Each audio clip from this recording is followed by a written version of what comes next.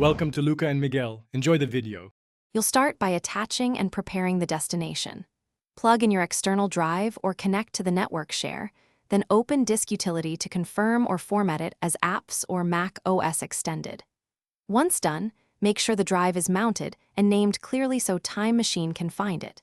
You do this now because a properly formatted mounted volume eliminates permission and compatibility errors later. If you're reusing a drive, back up any existing data before formatting. Next, open Time Machine in System Settings and choose your backup disk. Click Select Backup Disk, pick the formatted external or network volume, then click Use Disk.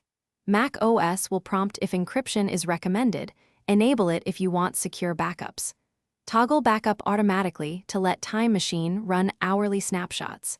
Make sure exclusions are set via options to skip large folders you don't need. This step configures scheduling and retention, so your backups finish by initiating a manual backup now and watching progress to ensure the initial snapshot completes successfully. Once it finishes, use Enter Time Machine or the Time Machine icon to verify snapshots are visible and files restore. If a backup fails, make sure the drive is mounted, formatted correctly, and has sufficient free space. Also check Mac OS permissions and firewall settings for network volumes. As a troubleshooting tip, reformatting the drive and resetting Time Machine selection often clears persistent errors.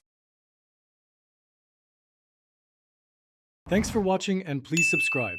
It's the best investment you'll ever make.